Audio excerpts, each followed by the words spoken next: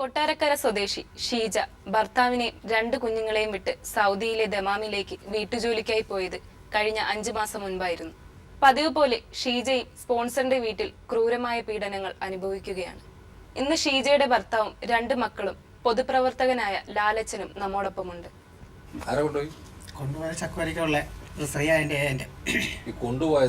കൊണ്ടുപോയത് ഇവിടെ തിരുവനന്തപുരത്തുള്ളവരാണ്. അവരുടെ പേരെന്താ? അവർക്കുള്ള പേര് പിന്നെ മുഹമ്മദ് ബഷീർ എന്ന് പറയും. മുഹമ്മദ് ബഷീർ. വള്ളക്കടയിലാണ് അവർക്കുള്ള പ്രസ്ഥാനം. അവരുടെ ഓഫീസ് വള്ളക്കടവിലാണ്. ഇരട്ടകളാ, 2 പേരുണ്ട്. ഒരാളങ്ങാന്നാ പറഞ്ഞത്. ഒരാൾ അപ്പുറം ഒരാൾ ഇപ്പുറം.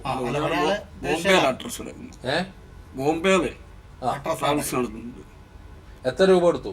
ഞാൻ പൈസ ഒന്നും കൊടുത്തിട്ടില്ല. എനിക്ക് മെഡിക്കൽ ചെലവും പ്ലെയിൻ ടിക്കറ്റ് അല്ല പ്ലെയിനിൽ കയറാൻ പോയുള്ള വണ്ടിക്കൂലി കാര്യങ്ങളും മറ്റുള്ള ചിലവുകളായിട്ടുള്ളൂ.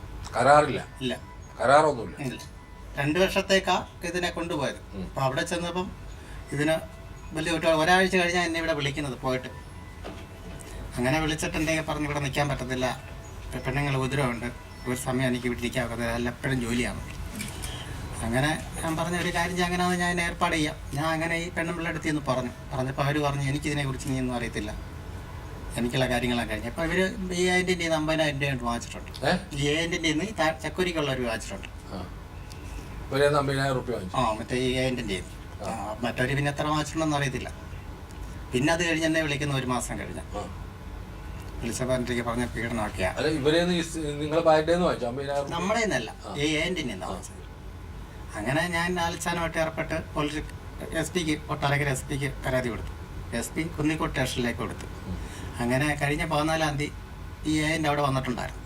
അടുത്ത 14-ാം തീയതിക്ക് ഞാൻ കയറ്റി വിടാമെന്ന് പറഞ്ഞാണ് അവിടെ എഴുതി ഒപ്പിട്ടിട്ട് പോയേക്കുന്നത്. അടുത്ത മാസം 14-ാം തീയതി കയറ്റി വിടാം, അതിനിപ്പുറം വെച്ച് കയറ്റി വിടാമെന്നാണ് പറഞ്ഞേക്കുന്നത്.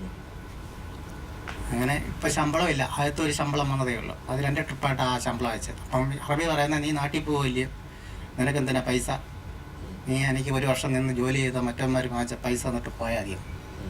ഇവർ അറബി പറഞ്ഞെന്ന് പിന്നെ ഇവർ പൈസ തരുവാണെങ്കിൽ നിന്നെ നാളെ വേണമെങ്കിലും കയറ്റി വിടാം. അങ്ങനെ ഇരിക്കുക. പിന്നെ ഇതുവരെ വിളിച്ചിട്ടൊന്നുമില്ല. അവര് പറഞ്ഞിട്ടുണ്ട്, അവർ സ്റ്റേഷനിൽ എഴുതി വെച്ചിട്ട് പോയേക്കാം.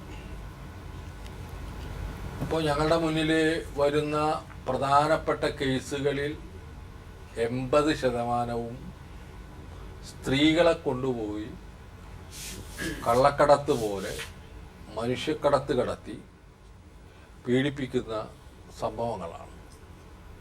വളരെ ദാരുണമായ കഥകളാണ് അറേബ്യയിൽ നിന്ന് ഇത്തരത്തിൽ ഞങ്ങൾക്ക് കിട്ടിക്കൊണ്ടിരിക്കുന്നത്.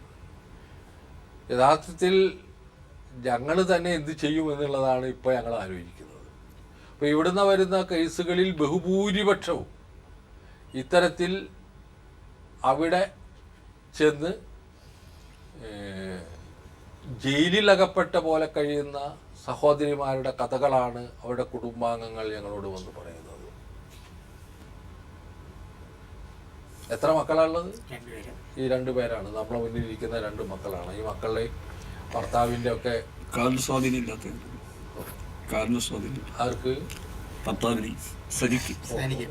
പിന്നെ ഞാൻ വാടക വീട്ടിലാണ് താമസിക്കുന്നത്. കാലിന് സ്വാധീനമില്ലാത്ത കാരണം ജോലിക്കൊക്കെ പോകാൻ ബുദ്ധിമുട്ടുള്ള ആളാണ്.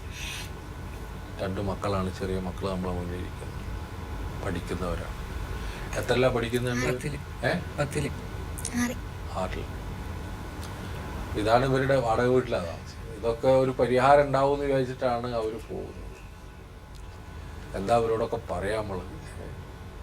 സ്വന്തം ജീവിതവും കുടുംബവും രക്ഷിക്കാൻ വേണ്ടി പാടുപെടുന്ന ഹതഭാഗ്യരായ മനുഷ്യരുടെ കഥയാണ് നമ്മൾ കേട്ടുകൊണ്ടിരിക്കുന്നത്. അപ്പോൾ സൗദി അറേബ്യയിലെ പ്രവാസലോകം പ്രവർത്തകർ എങ്ങനെയെങ്കിലും നാട്ടിലേക്ക് കൊണ്ടുവരാനുള്ള പരിശ്രമങ്ങൾ നടത്തണം. എന്തായാലും ഈ 14-ാം തീയതി വരെ നമുക്ക് കാത്തിരിക്കേണ്ടതുണ്ട്. അത് കഴിഞ്ഞതിന് ശേഷം നമുക്കെന്തെങ്കിലും പറയാൻ പറ്റുള്ളൂ. തീർച്ചയായിട്ടും അദ്ദേഹം നൽകിയ വാക്ക് പാലിക്കുമെന്നുള്ള പ്രതീക്ഷയാണ് നമുക്കുള്ളത്.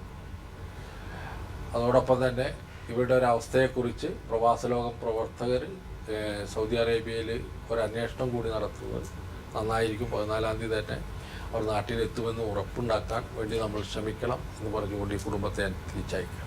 അമ്മയെ പെട്ടെന്ന് നാട്ടിലെത്തിക്കണമെന്ന്